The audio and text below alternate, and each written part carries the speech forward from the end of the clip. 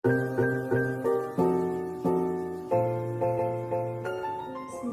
Assalamualaikum warahmatullahi wabarakatuh. Perkenalkan, nama saya Rita Kartika dari SMP Darul Falah Cihamplas. Pada kesempatan kali ini, praktikum yang akan saya bawakan adalah berjudul Praktikum Asam Basa Garam. Tujuannya adalah untuk mengidentifikasi apakah suatu larutan bersifat asam, basa, atau garam dengan menggunakan indikator alami dan indikator buatan. Adapun alat dan bahan yang digunakan, yang pertama adalah pipet tetes yang gunanya untuk mengambil zat yang bersifat cairan. Yang kedua yaitu tabung reaksi, gunanya untuk menyimpan larutan yang akan diuji. Yang ketiga, rak, yang ini tabung reaksi, gunanya untuk menyimpan tabung reaksi.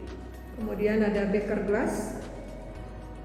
Beker glass gunanya adalah untuk menyimpan larutan, sama ya, untuk menyimpan larutan yang akan diamati. Kemudian batang pengaduk, ini bisa terbuat dari kaca atau dari logam, gunanya untuk mengaduk bahan yang akan kita campurkan. Kemudian ini adalah plat tetes, gunanya untuk menyimpan setiap larutan yang akan dites asam basa garamnya. Kemudian di sini ada kaca arloji, bisa juga menggunakan cawan petri ya untuk menyimpan zat yang akan digunakan. Kemudian ini lumpang dan alu, gunanya untuk menggerus bahan yang akan digunakan sebagai indikator alami. Ini adalah kaca asbes ya, ini adalah asbes kasa, gunanya untuk menahan supaya api tidak langsung mengenai pada beker gelas yang sedang dipanaskan. Yang di bawahnya adalah kaki 3 atau tripod, gunanya untuk menahan bahan atau alat-alat yang dipanaskan di atasnya. Kemudian di bawahnya adalah bunsen, yaitu untuk memanaskan. Adapun bahan yang digunakan adalah yang pertama, kita menggunakan bahan yang akan diuji, yaitu larutan cuka. Yang kedua, kita akan menguji larutan sabun. Dan yang ketiga, kita akan menguji larutan garam. Bahan lain yang digunakan yaitu kita menggunakan 3 buah indikator alami yang kita ambil dari alam. Yaitu yang pertama, buah rosella. Nah, ini buah rosella yang sudah dipanaskan, kebetulan yang tersedia adalah yang kering sehingga menjadi larutan seperti ini. Kemudian yang kedua yaitu kunyit yang sudah digerus dengan menggunakan lumpang alu, kemudian kita tambahkan dengan air dan kita ambil sarinya. Dan yang ketiga adalah buah naga, kulit buah naga yang sudah direbus ya, yang diambil airnya. Dan 1 buah indikator buatan yaitu kertas lakmus, ada lakmus merah dengan lakmus biru. Prinsip dari praktikum kali ini adalah kita melihat perubahan yang terjadi ketika suatu zat yang diuji itu menggunakan indikator baik itu alami maupun buatan. Akan berubah warnanya ketika ditambahkan indikator. Nah, itu yang akan kita cari pada praktikum kali ini. Perubahan warna apa yang terjadi ketika suatu zat dicampur dengan indikator baik alami maupun buatan. Baik, kita akan mulai ya. Ketika kita menggunakan pipet, jangan sampai pipet ini bercampur antara zat yang satu dengan zat yang lain. Jadi setiap zat harus menggunakan pipet yang sama. Ya, zat yang sama, pipetnya harus sama. Baik. Yang pertama, kita teteskan larutan cuka di atas pipet tetes di 3 tempat yang berbeda. Kemudian yang kedua,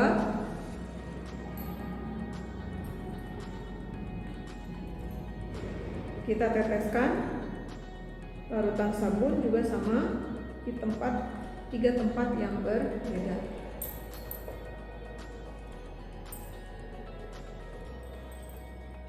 Yang ketiga, kita tempatkan larutan garam sama di 3 tempat yang berbeda.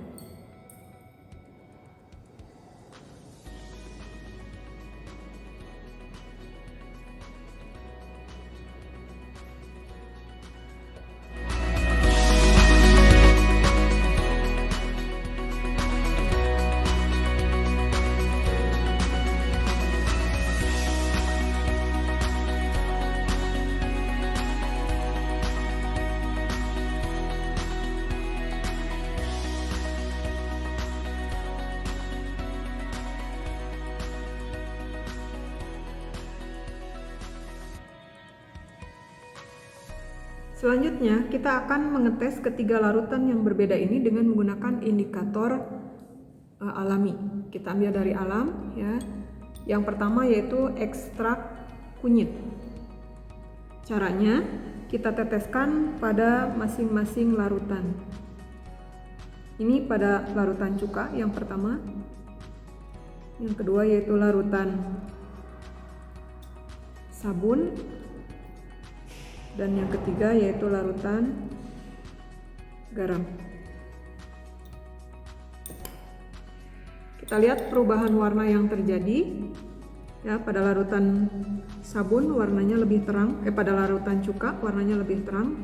Yang kedua larutan sabun menjadi berwarna merah bata, lebih gelap, sedangkan yang garam hampir sama dengan warna aslinya. Yang kedua, kita menggunakan bunga rosella. Ya, sama, kita teteskan kurang lebih 10 tetes masing-masing. Ini yang pertama pada cuka. Yang kedua yaitu pada air sabun. Dan yang ketiga yaitu pada garam. Perubahan warna yang terjadi terlihat jelas ya. Pada larutan cuka warna lebih terang merahnya. Kemudian pada larutan sabun dia berwarna hijau. Pada larutan garam dia berwarna keunguan seperti aslinya. Terakhir, kita tes dengan menggunakan kulit naga, buah naga. Baik. Yang pertama pada larutan cuka.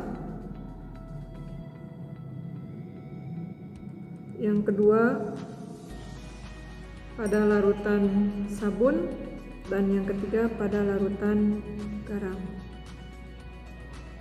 Meskipun berbeda tipis, tetapi kita bisa melihat perubahan warnanya.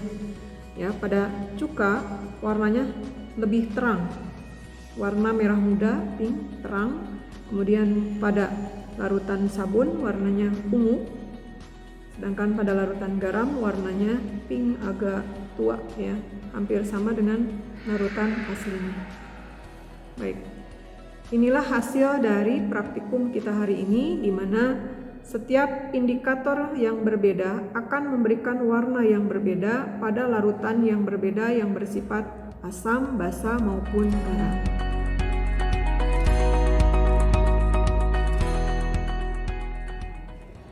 Dari praktikum kita kali ini, maka bisa disimpulkan bahwa setiap indikator yang berbeda, baik itu dari alam maupun indikator buatan, akan memberikan warna yang berbeda pada setiap larutan yang berbeda yang kita uji, baik itu yang bersifat asam, basa maupun garam. Perbedaan warna itu menjadi petunjuk bahwa suatu zat itu akan bersifat asam, bersifat basa ataupun garam dengan perubahan warna yang berbeda.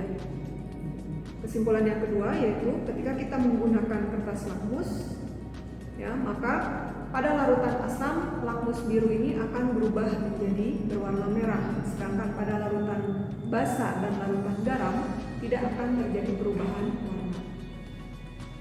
Sedangkan kertas lakmus merah, maka dia akan berubah warnanya menjadi biru pada larutan yang bersifat basa, sedangkan pada larutan yang bersifat asam dan garam warnanya akan tetap tidak berubah. Baik, itulah hasil praktikum kita hari ini. Terima kasih atas perhatiannya. Mudah-mudahan video ini bisa bermanfaat. Assalamualaikum warahmatullahi wabarakatuh.